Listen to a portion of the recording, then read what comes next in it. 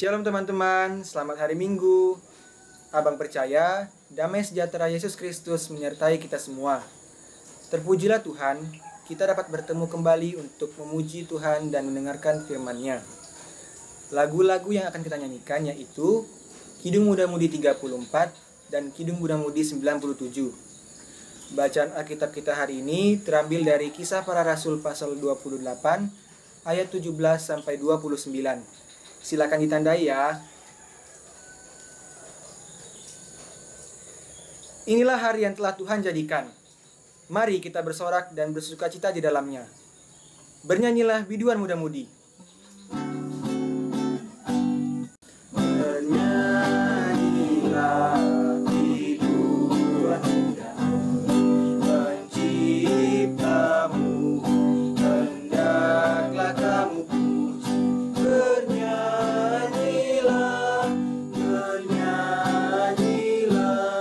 penuh syukur, ungkapan hati kami, tembang Mazmur selalu harus naik dengan merdu tahtamu. Meski lemah, syukur yang kami bawa, tetap aku Engkau sebagai Bapa mau mendengar semuanya.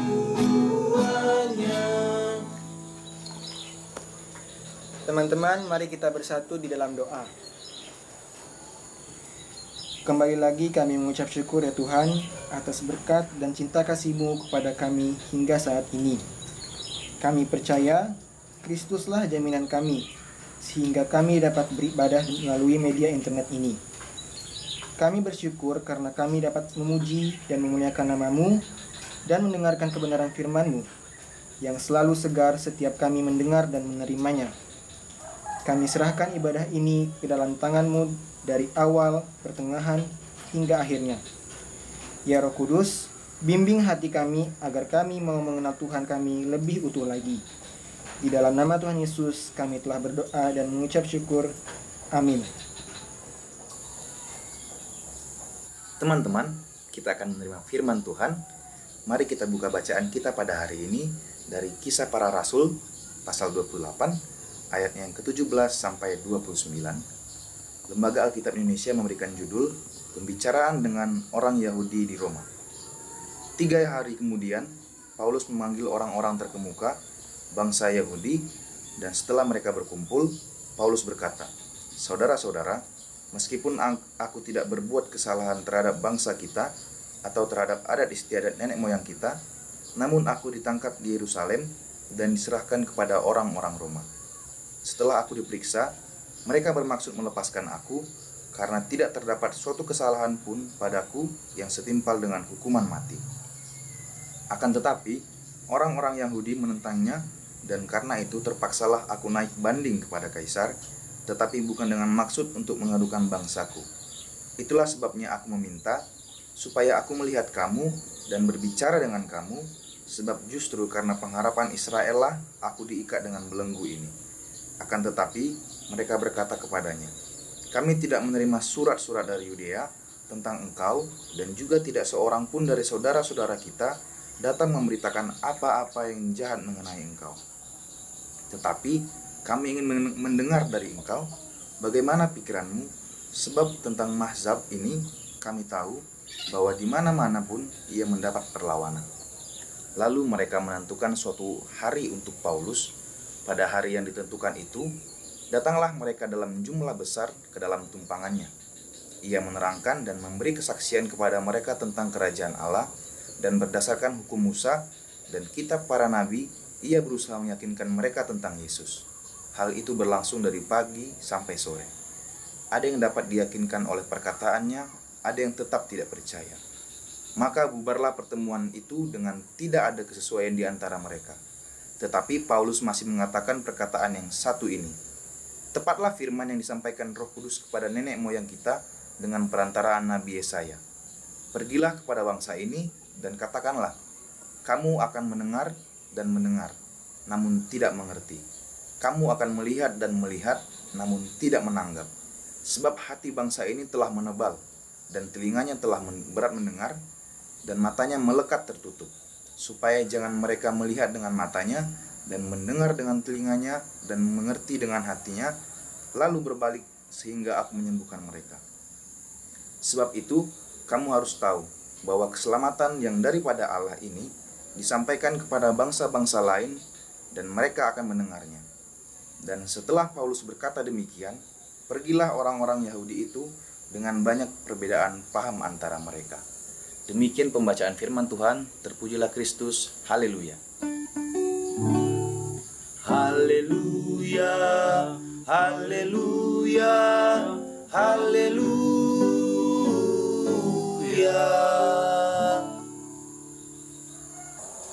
Teman-teman teruna yang dikasihi Yesus Kristus, tema kita pada hari ini adalah menyampaikan kebenaran bagi keselamatan bangsa.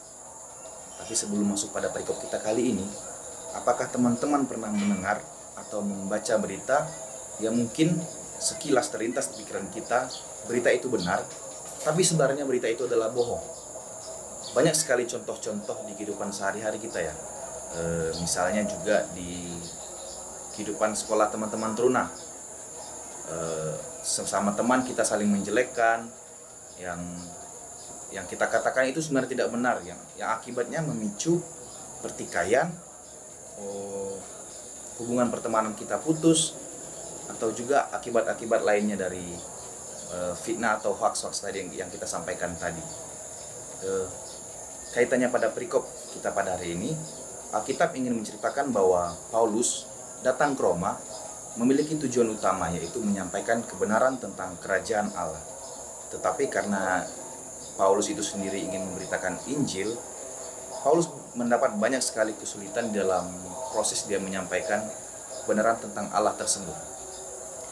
Paulus dituduh mengotori bait Allah dengan membawa orang-orang non-Yahudi masuk ke dalamnya, seperti yang dikatakan di Kisah Para Rasul 21 ayat 27-28. Dan orang-orang Yahudi di sana sangat membenci Paulus dan terus menyebarkan berita-berita yang tidak benar mengenai Paulus itu sendiri, yang akhirnya menyebabkan Paulus ditangkap dan diperiksa. Tetapi setelah dia ditangkap dan diperiksa oleh orang-orang Roma, tidak ada kesalahan ataupun bukti-bukti nyata bahwa Paulus melakukan apa yang dikatakan oleh orang-orang Yahudi tadi. Seperti yang dikatakan pada ayat 18, tidak ada kesalahan-kesalahan yang setimpal dengan hukuman mati. Akhirnya Paulus pun dibebaskan, dan Paulus sendiri kembali menjalankan tugas utamanya, yaitu menyampaikan kerajaan Allah atau kebenaran Allah tentang kemerdekaan, pengampunan oleh Tuhan Allah yang telah menyelamatkan kita dari belenggu dosa. Nah, seperti apa yang dikatakan oleh Paulus tadi, kita telah diperdekakan dari dosa. Contohnya, Tuhan telah memberikan kita keselamatan dari kesusahan. Tuhan telah memberikan kita kemampuan dalam melaksanakan apapun yang kita lakukan ketika mengerjakan suatu hal, sakit penyakit, ataupun penghukuman, dan hal-hal lainnya yang diakibatkan oleh dosa itu sendiri. Nah, tapi apakah teman-teman tahu bahwa Tuhan melalui Yesus Kristus telah memberikan karya keselamatannya bagi kita semua? Seperti yang disampaikan dari 2 Korintus 8 ayat 9 yang menyatakan bahwa karena kamu telah mengenal kasih karunia Tuhan kita Yesus Kristus, bahwa Ia yang oleh karena kamu menjadi miskin, sekalipun Ia kaya, supaya kamu menjadi kaya oleh karena kemiskinannya. Dan kemudian disampaikan oleh 1 Petrus 2 ayat 24 yang menyatakan, Ia sendiri telah memikul dosa kita di dalam tubuhnya di kayu salib, supaya kita yang telah mati terhadap dosa hidup untuk kebenaran. Oleh bilur-bilurnya kamu telah sembuh. Kemudian disampaikan oleh Efesus 1 ayat 7 yang menyatakan bahwa sebab di dalam Dia dan oleh darahnya kita beroleh penebusan, yaitu pengampunan dosa menurut kekayaan kasih karunia-Nya. Kemudian yang disampaikan oleh Ulangan 21 ayatnya yang ke-23 yang menyatakan, sebab seorang yang digantung terkutuk oleh Allah. Jadi Tuhan telah mewakilkan kutukan bagi kita semua di kayu salib. Teman-teman, mari kita percaya dan menerima karya Yesus Kristus dalam hati dan pikiran kita, karena Tuhan melalui Yesus Kristus sendiri telah berdiri di garda paling terdepan bagi keselamatan dan kemerdekaan hidup kita. Seperti yang tertulis dalam Yohanes 8 ayat yang ke-32 dan 36 yang menyatakan bahwa, dan kamu akan mengetahui kebenaran, dan kebenaran itu akan memerdekakan kamu. Dan ayat yang ke-36, jadi apabila anak itu memerdekakan kamu, kamu pun benar-benar merdeka. Teman-teman, dari ayat yang kita baca tadi, kita semakin percaya bahwa kebenaran dari Tuhan Allah itu sendiri telah menyelamatkan dan memerdekakan hidup kita secara seutuhnya dari segala akibat dosa. Nah, maka dari itu, mari kita ambil kemerdekaan yang diberikan oleh Tuhan tadi. Seperti dengan mendeklarasikan iman kita di dalam kehidupan sehari-hari, kita bersyukur atas kemerdekaan yang telah diberikan oleh Tuhan di masa lampau. Itu telah menyelamatkan kita dari penjajahan fisik dan penjajahan teritorial. Nah, dan kita semakin percaya bahwa Tuhan telah memampukan kita dan Tuhan telah memerdekakan kita di kehidupan kita sehari-hari. Misalnya juga teman-teman teruna di kehidupan sekolah, ketika mendapat tugas ataupun diberikan tugas oleh guru, kita merasa kesulitan ataupun mengalami kesusahan dalam mengerjakan tugas tersebut. Tapi berkatakan dalam diri teman-teman teruna bahwa Tuhan Yesus itu sendiri telah memampukan teman-teman teruna dan memerdekakan teman-teman teruna dalam melaksanakan tugas yang diberikan oleh guru tersebut. Teman-teman, kita punya Tuhan yang senantiasa melindungi dan menuntun kita. Pengharapan, semangat, dan sukacita ada bagi kita. Amin. Syukur dan sukacita oleh Roh Kudus, kita dipakai oleh Tuhan untuk menjadi saluran berkat bagi sesama di jalan hidup yang lebar sempit.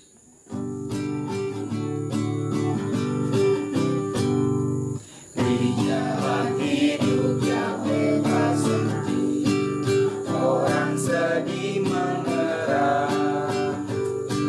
Tolong mereka yang dalam gelap, bawalah sinar terang.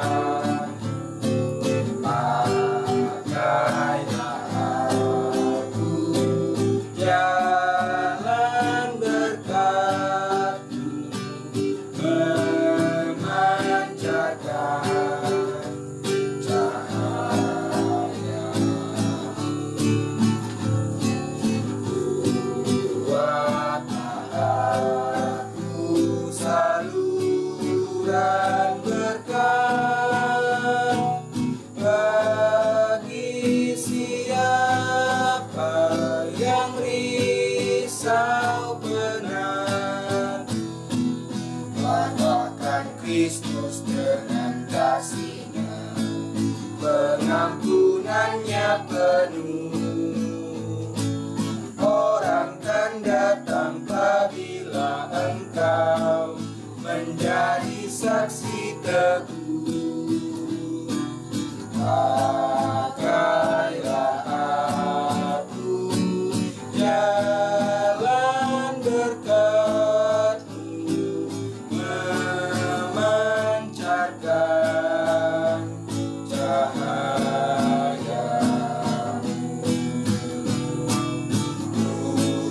Buat aku saluran berkat bagi siapa yang risau benar.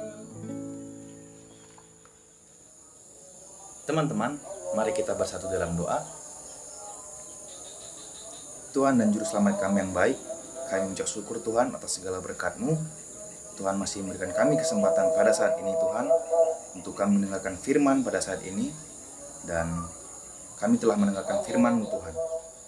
Ya Tuhan, kami sebagaimana kami mendeklarasikan kemerdekaan bangsa kami dari penjajahan fisik dan teritorial setiap tanggal 17 Agustus, kami mohon bimbing juga Tuhan melalui Roh Kudus-Mu untuk mendeklarasikan iman kami dalam Kristus, karena Kristus telah memerdekakan kami dari belenggu dosa dan akibatnya. Dan berikan kami juga iman Tuhan dan bagi teman-teman Truna juga dalam masa pandemi COVID-19 ini, berikan kami juga tuntunan dalam menggunakan sarana dan prasarana seperti komputer ketika sedang melaksanakan pendidikan kami Tuhan. Kami juga ingin menyerahkan kehidupan orang tua kami dalam tangan pengasihan-Mu Tuhan, dan kehidupan kami di masa new normal ini Tuhan. Berikan kami hikmat juga Tuhan untuk menikmati dan mampu menjalani kehidupan pada new normal saat ini Tuhan. Kami serahkan semuanya ke dalam tangan pengasihan-Mu. Di dalam nama Tuhan Yesus Kristus kami berdoa dan mengucap syukur. Amin. Teman-teman, persekutuan kita sudah selesai. Tetap patuhi protokol kesehatan dengan memakai masker, menjaga jarak, dan rajin cuci tangan ya. Tuhanlah yang melindungi kita di masa adaptasi kebiasaan baru saat ini. Selalu deklarasikan iman teman-teman, karena Tuhanlah yang selalu melindungi kita. Sampai jumpa minggu depan.